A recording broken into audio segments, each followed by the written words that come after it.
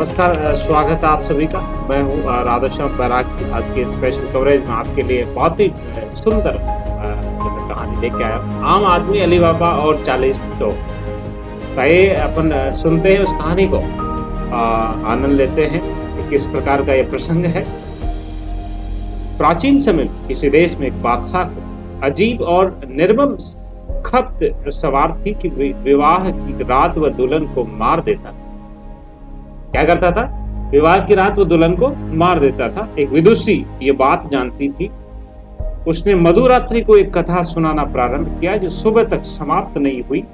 सुबह कथा रोचक मोड़ पर पहुंच जाती थी, इसलिए बादशाह ने उसे कत्ल उसका नहीं किया, क्योंकि जब रोचक मोड़ पर पहुंचती थी तो बादशाह चाहता था कि मैं और भी आगे क्या हुआ वो सुनूं। तो इस बहाने बादशाह ने उनका कत्ल नहीं किया। इसी तरह वह पत्नी 1000 रातों तक लगातार कहानियां सुनाती रही।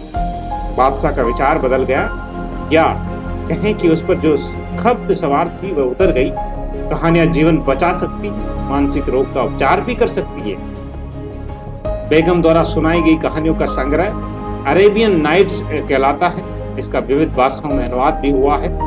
अल्फ का अर्थ है 1000 और लैला का अर्थ है रात। फ्लाइंग कारपेट और अलादीन का जादुई चिराग भी अरेबियन नाइट्स का ही हिस्सा है।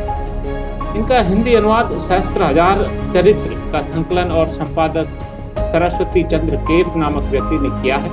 ये जानकारी भोपाल के डायरेक्टर डॉक्टर शिवदत्त शुक्ला ने दी है। आपका आभार।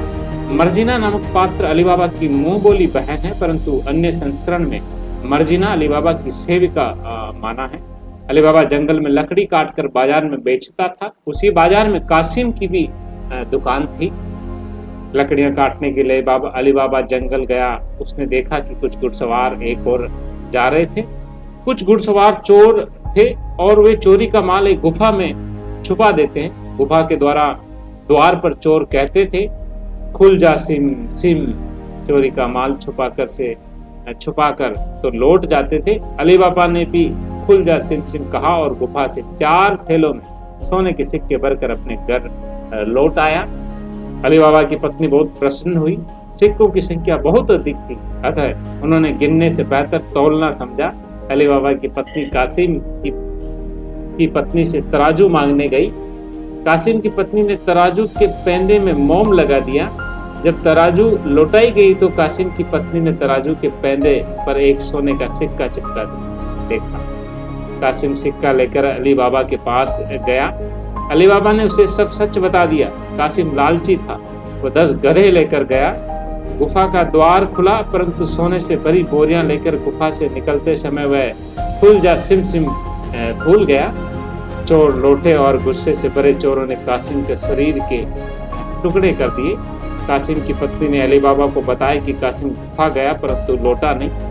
अली बाबा ने कासिम के जिस्म के टुकड़े मुस्तफा दर्जी से बुलाकर सिलवा लिए। बड़ी मनोरम प्रसंग है। मुस्तफा की आंख पर पट्टी बांध दी थी। सिले हुए जिस्म को अली बाबा ने सुपुर्दे खाक किया। अगले दिन चोरों ने देखा कि लाश गायब थी।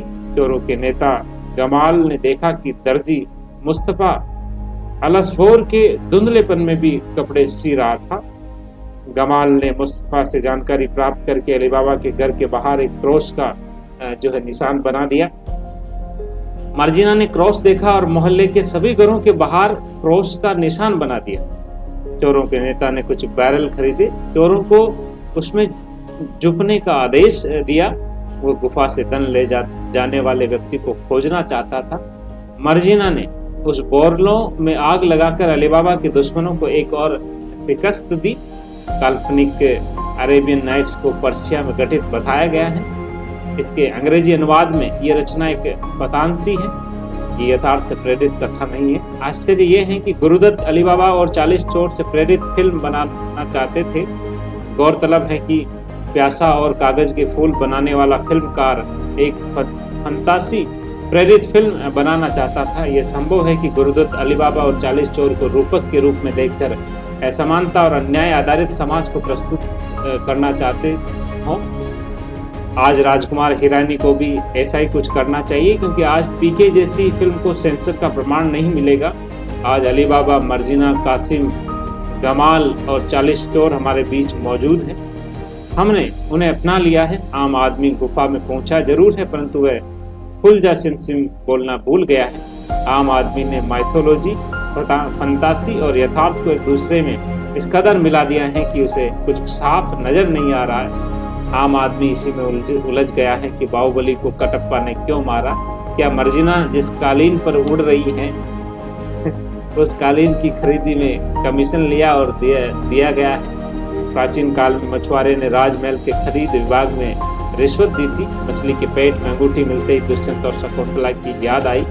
दुष्यंत और शकुंतला के पुत्र का नाम भरत रखा गया था। हमारी माइथोलॉजी विक्रम बेताल और पंचतंत्र तथा सिंहासन बत्तीसी का निर्यात किया जा सकता है। हमारी सिंहासन बत्तीसी विदेश से सोने के सिक्के कमा सकती है, बिल्कुल कमा सकती है। तो जाहिर सी बात है हिरानी साहब को इस पर ध्यान देना चाहिए, और उनके अलावा भी जितने बड़े डायरेक्टर्स हैं, प्रोड्यूसर्स हैं, उनको भी इन चीज़ों पर ध्यान देकर जो है ये चीज़ें शुरू करनी चाहिए। आप आदरणीय जयप्रकाश चौकसे जी जो फिल्म समीक्षक है कि सुंदर शब्दों में आम आदमी, अली बाबा और 40 चोर नामक इस प्रसंग को बनाया गया। अली बाबा और 40 चोर में वाला जो प्रसंग था, जिसमें जो आम आदमी वहाँ पे सोना लेने जाता, सिम सिम भूल जाता है खुल जा सिम सिम, तो वो वाला सीन है, फिर उसमें उलझ जाता है। इसलिए इस प्रसंग में कहानी आम आदमी, अली बाबा और 40 चोर पर बनी है। तो कमेंट बॉक्स में जरूर लिखिएगा दोस्तों कि किस प्रकार की ये कहानी लगी, किस प्रकार का प्रसंग लगा। और साथ ही यूपीएससी एस्पायरेंट्स के लिए this story is awesome to put some important data in your essay writing. Essay writing में जो लास्ट का पार्ट दिया हुआ है वो बहुत महत्वपूर्ण है। और लास्ट का जो पैरा मैंने पढ़ा था, काल्पनिक अरेबियन नाइट्स से लेके विदेश से सोने के सिक्के कमा सकती, इस पैरा को आप दोबारा सुनिएगा। ये आपके जो है निबंध लिखने में बहुत ही प्रसंगपूर्ण साबित होगा। इसी के साथ में मैं आज इस कार्यक्रम से विदा लेता हूँ। अगली बार अपन फिर मिलेंगे स्पेशल कवरेज में एक नए प्रसंग के साथ। Thank you so much, have a nice time.